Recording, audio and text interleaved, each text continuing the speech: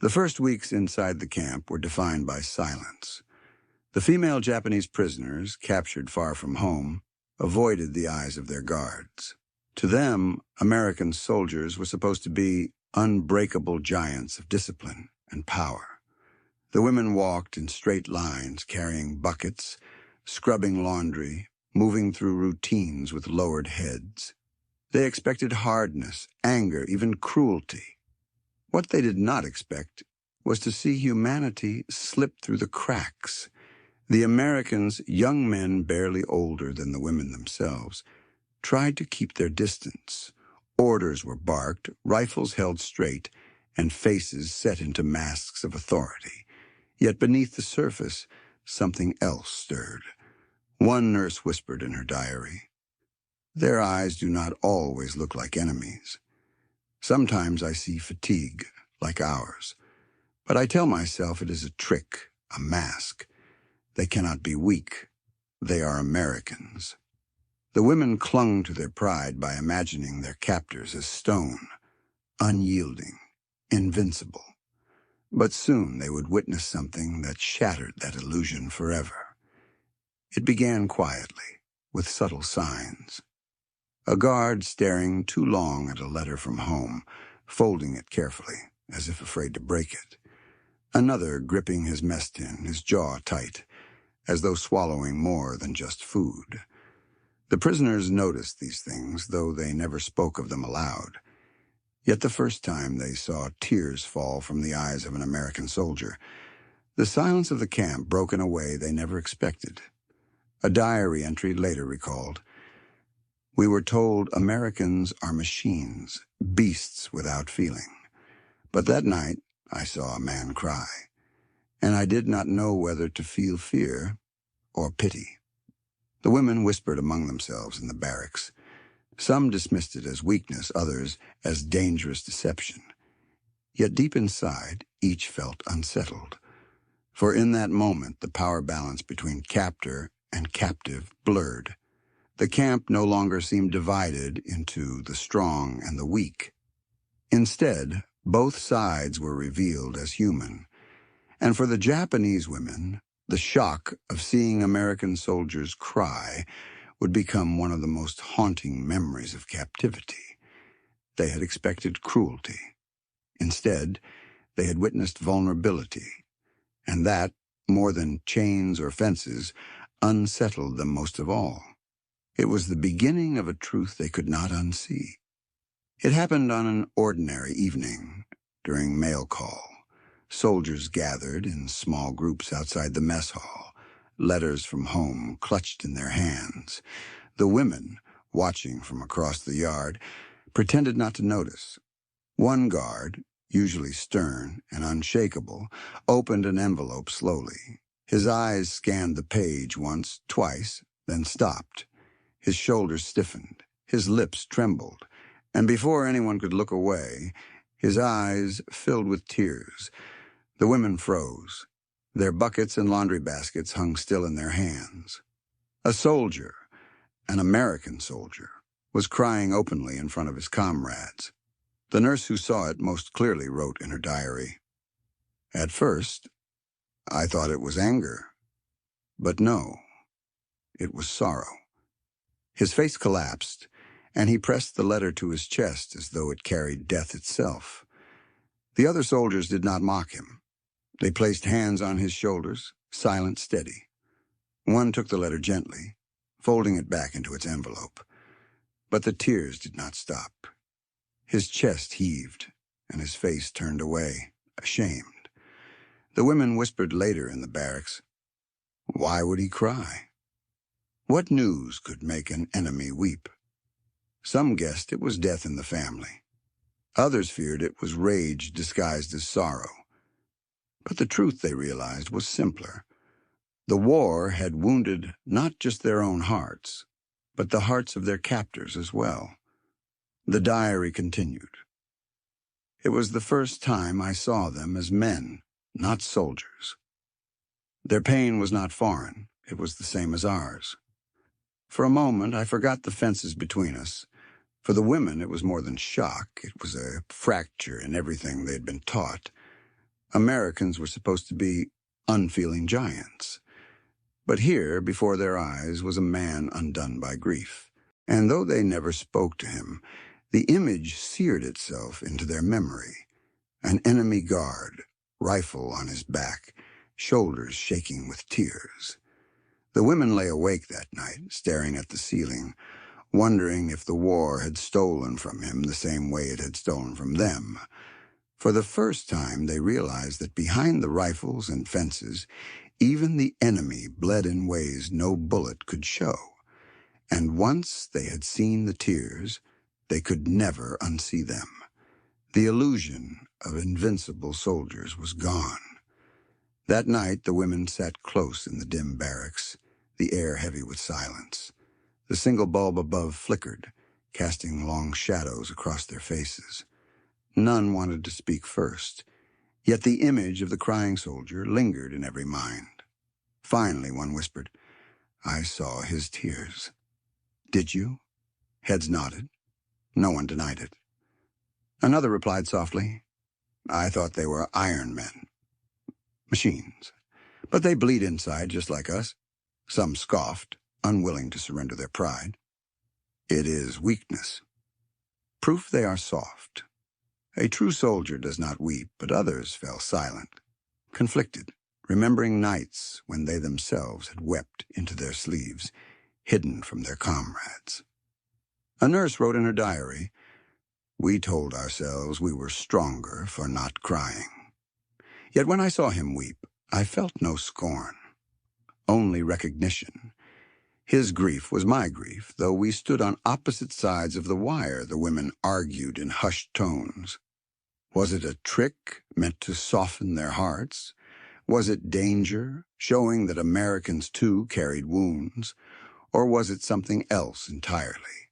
A reminder that captivity had not erased their humanity, nor the soldiers. One woman confessed quietly, "When I saw his shoulders shake, I wanted to comfort him. And then I hated myself for it. How can I pity the enemy?" The others looked away, ashamed, for many had felt the same impulse. The silence returned, broken only by the rustle of blankets and the distant bark of a guard outside. Yet beneath that silence, a new unease spread. Not fear of punishment, but fear of what the sight of those tears had awakened within them. The women had been told that Americans were brutes, incapable of compassion. Yet now, they had seen them cry for reasons unknown. It unsettled everything they thought they knew. One diary captured the mood. "It is easier to hate an enemy who is cruel. But to see one who suffers, it confuses the heart. We are prisoners. Yet tonight it felt as if we all lived inside the same sorrow." As they lay down, some pressed their hands to their eyes, remembering their own tears shed in silence. Others turned away, determined to bury the memory. But none could erase it. For in the dim barracks that night, they all whispered the same question. If our enemies weep as we do, then what is truly separating us? The fences outside still stood, the rifles still gleamed in the moonlight. Yet within the women's hearts, the lines between enemy and human had begun to blur. And that realization was more dangerous than any weapon. The whispers faded into uneasy sleep, but the memory of the tears remained. The next moment came days later during another mail delivery. The women were working near the edge of the yard, scrubbing laundry in long wooden basins. Across the wire fence, the soldiers gathered again with their envelopes. One young guard, barely older than some of the women, tore open his letter quickly. At first, his face lit up with a smile. But as his eyes moved across the page, his expression collapsed. His lips trembled. His breath grew unsteady. Then, to the shock of everyone nearby, he began to read aloud, not to the women, not even to his fellow soldiers, but to himself, as if he could not keep the words contained. "Mother is gone. She died last month. They buried her under the oak tree. I was not there. His voice cracked, and he pressed the letter to his face as sobs broke free. The women froze in silence, their hands dripping water from the laundry. One whispered, "He cries for his mother." Another covered her mouth, overcome by an ache she dared not show. The soldier's comrades tried to steady him, one patting his back, another folding the letter away. But his grief was unstoppable. His shoulders shook, and his cries echoed across the camp. The women turned their eyes away, torn between shame and pity. In their hearts, they remembered their own mothers far away in Japan, whom they longed to see but might never embrace again. A diary recorded the moment. I wanted to hate him. But when I saw his tears for his mother, I felt my own heart break. The enemy's sorrow mirrored my own. For a moment there were no fences, no rifles, only children longing for their mothers. The silence of the women spoke louder than words. None laughed, none mocked, none dared speak. The sight of an American soldier undone by grief had pierced through pride, through hatred, through everything they thought captivity meant. That night the women whispered about it in the barracks. Some said, "It is weakness. They are not as strong as they pretend." Others replied, "No, it is strength." To cry before others requires courage we are forbidden. For the Japanese women raised in a culture where silence and endurance were marks of honor, the sight of an enemy soldier mourning openly was not only shocking, it was almost unthinkable. The fences still stood, but something inside the prisoners shifted. They no longer saw only guards and captors. They saw men who bled, who wept, who carried grief as heavy as their own. And for the first time, a few of the women wondered, perhaps the enemy was not so different after all. The letter had ended, but its echoes lingered long into the night. That evening, after the day's work had ended, the camp grew strangely quiet. The usual sounds, boots crunching gravel, guards shouting orders, seemed muted. Even the soldiers spoke in softer tones, as though grief still clung to the air.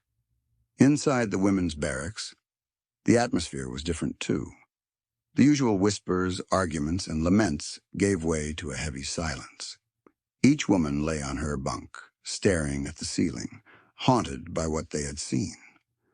One nurse later wrote, "It was as if the whole camp was mourning together. The fences still stood between us, yet for one night our hearts were bound by the same sorrow." Some of the women confessed quietly to each other. "When he cried for his mother, I thought of mine. I thought of her hands, her voice, and I too wanted to weep." Others resisted the feeling, clinging tightly to pride. "Do not pity them," one warned.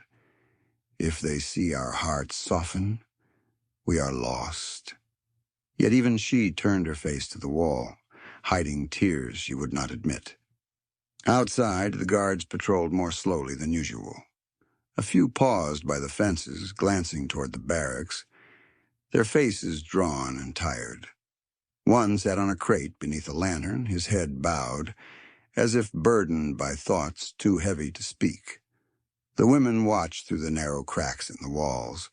For the first time, they did not see guards. They saw men who, like them, were far from home, stripped of family by a war neither side fully understood. The silence of that night was unlike any before. It was not the silence of fear or obedience. It was the silence of mourning, shared by enemies who had glimpsed each other's wounds. A diary entry captured the moment. No words were spoken between us. Yet I felt it, the invisible thread that tied us together. Their tears became our tears, though we never touched, never spoke. It was the strangest bond I have ever known. The camp seemed suspended in time. The women did not laugh, did not sing, did not argue. The guards did not bark orders or pace aggressively. Instead, both sides surrendered to the weight of grief in their own quiet corners. For one night, the war did not divide them. Grief did not recognize fences. Sorrow did not belong to one nation alone. And though the silence passed with the rising sun, the memory of that night, when both prisoners and captors mourned together, never left them. It was the first time the women understood that sometimes the most human moments come not in words, but in silence. And that silence bound them more deeply than any command or chain. The next time tears surfaced, it was not over a mother, but over children. The women had been assigned to mend uniforms, seated near the edge of the yard. From there they could hear the guards talking softly as dusk fell. One soldier pulled a photograph from his breast pocket. In the fading light, the women glimpsed it. Two small children standing on a porch, waving at the camera. His voice cracked as he spoke. "They were so little when I left. Will they even know me when I return?" The laughter of his comrades faltered. None answered.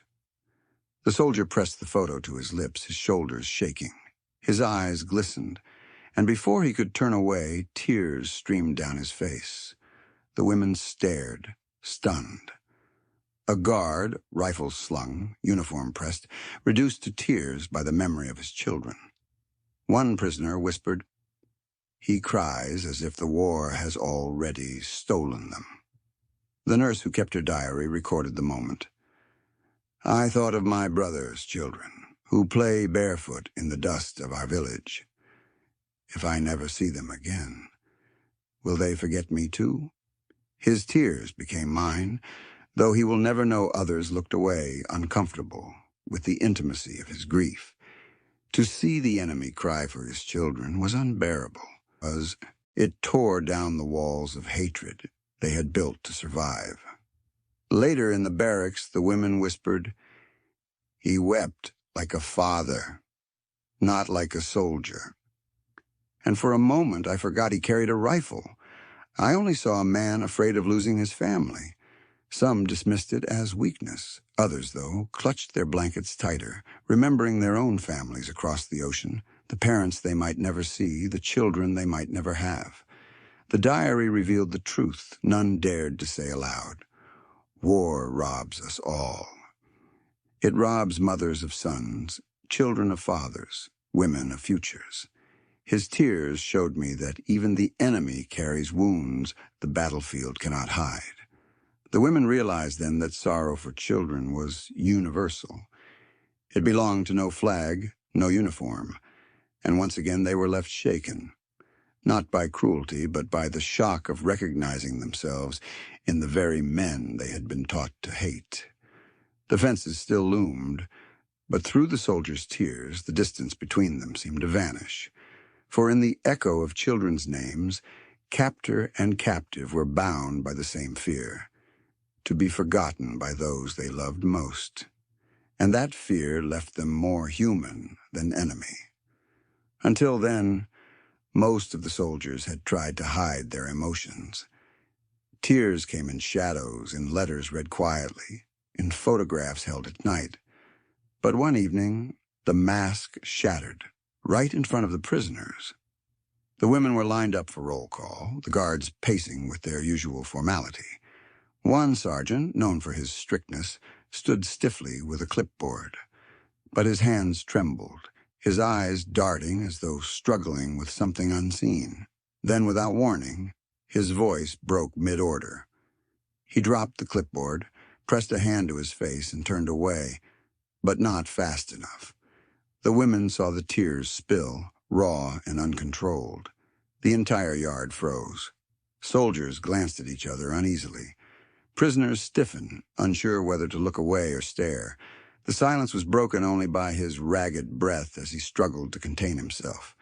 A diary later described it.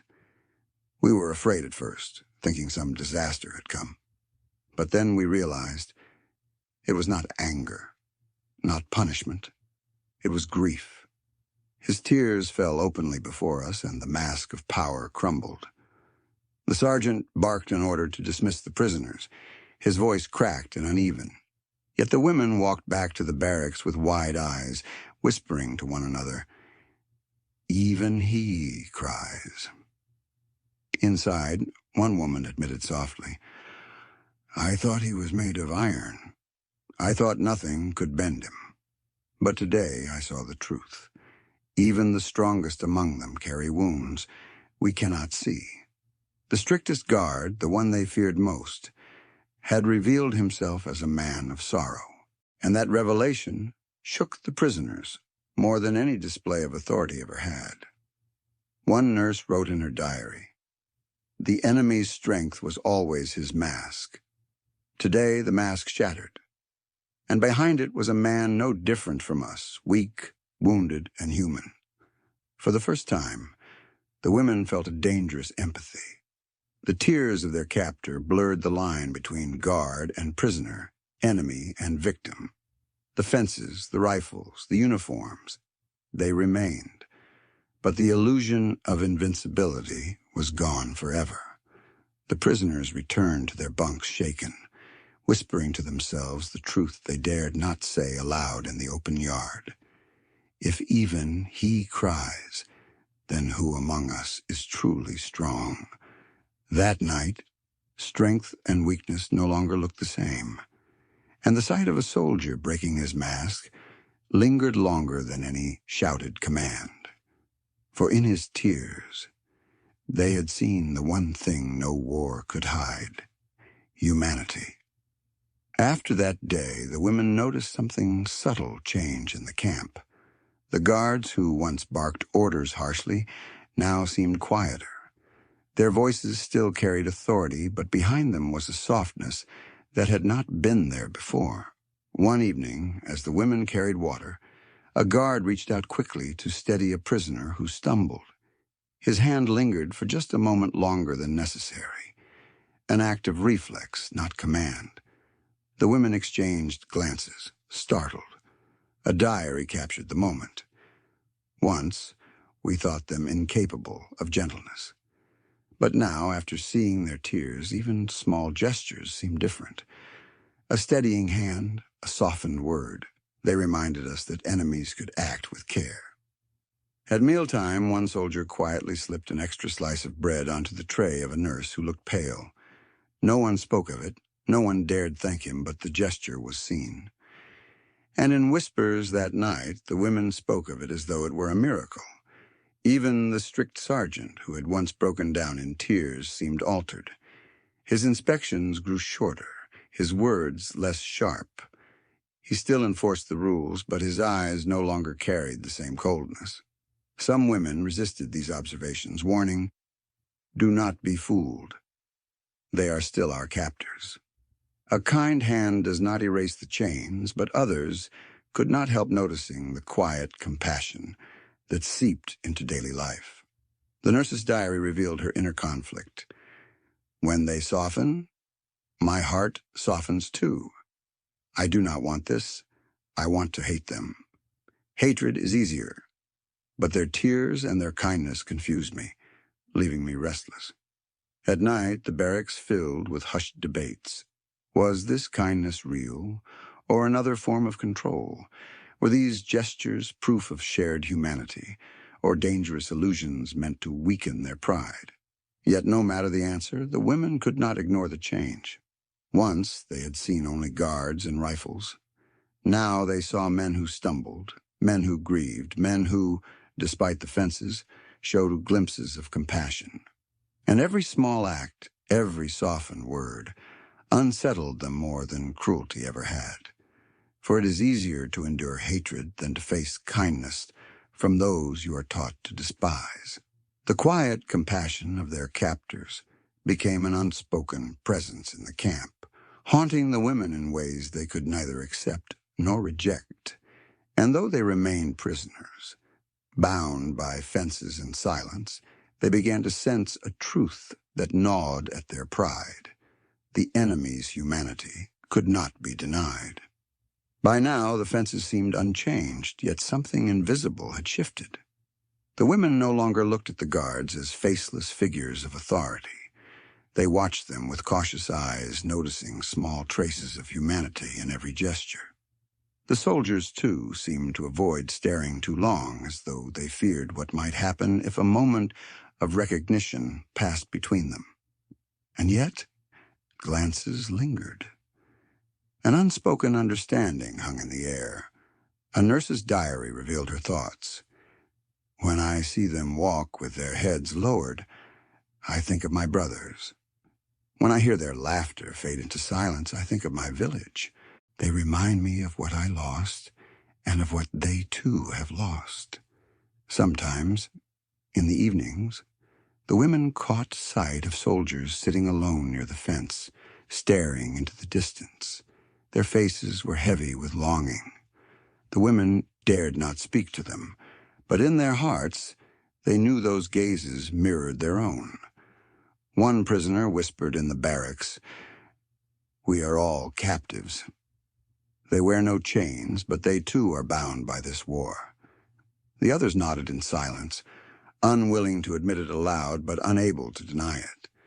The guards continued to deliver food, enforce rules, and patrol the wire.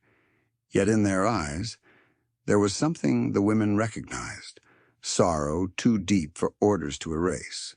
One evening, during roll call, the strict sergeant glanced at the women and paused. His eyes softened just for a moment before he looked away. The prisoners said nothing, but later they whispered, "Did you see it? He remembers us as women, not just enemies." For weeks, no words were exchanged, no rules were broken. But the bond deepened in silence. The women folded laundry with steadier hands. The guards delivered meals with fewer harsh words. Both sides carried the same thought. We are not so different. The diary summed it simply. Hatred keeps us alive, but recognition makes us human. We live between the two. It was a dangerous truth, one neither side dared confess openly, but it lived in the silence between glances, in the compassion that flickered against the rules. The unspoken bond was fragile, fleeting, and forbidden, yet it was real. And in the quiet moments of camp life, it reminded both captors and captives that beneath the war, they were bound by the same grief, the same longing, the same tears. No one spoke it aloud. No one dared. But both sides felt it, the invisible thread tying them together across the fence. When the war finally ended, the women were released. Trucks carried them away from the camps. Through gates they thought they would never pass again. Yet as the barbed wire disappeared behind them, the memories remained sharper than the fences themselves. Back in Japan, silence greeted their return. Captivity was a mark of shame, not honor. Families did not ask what life inside the camps had been like. Few dared to speak of what they had seen or felt. But in the private corners of memory, the women carried images they could not forget. Not of cruelty, not of violence, but of American soldiers with tears in their eyes. A nurse wrote in her hidden journal, "They told us the enemy was made of iron." But I saw them weep. And in those tears, I saw that war had broken them as it had broken us.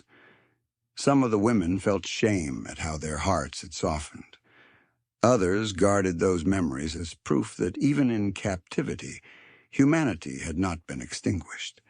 The enemy, for all his rifles and uniforms, had been revealed as a son, a brother, a father. Years later, when they spoke quietly among themselves, the women recalled those nights of silence, those stolen glimpses of sorrow. They admitted, reluctantly, that those memories haunted them more than hunger, more than fences. One confessed in old age, the hardest part was not the barbed wire. It was seeing our enemies cry. Because once you see that, you can never hate as simply again. Historians would later find fragments of their diaries where the shock of those tears was written in shaky ink. These pages revealed not just the lives of prisoners, but the moments when enemies saw each other as human for the first time. For the women, the greatest shock of captivity had not been rations or rules. It was the realization that even the soldiers who guarded them were bound by grief, longing, and love lost to war. In the end, the tears they witnessed became a secret legacy, hidden from families, hidden from official records, but alive in memory. Proof that even in the darkest years, humanity leaked through the cracks of war. The women carried that truth with them for the rest of their lives, that the enemy they were taught to despise was capable of sorrow as deep as their own, and in that truth lay the greatest shock of all.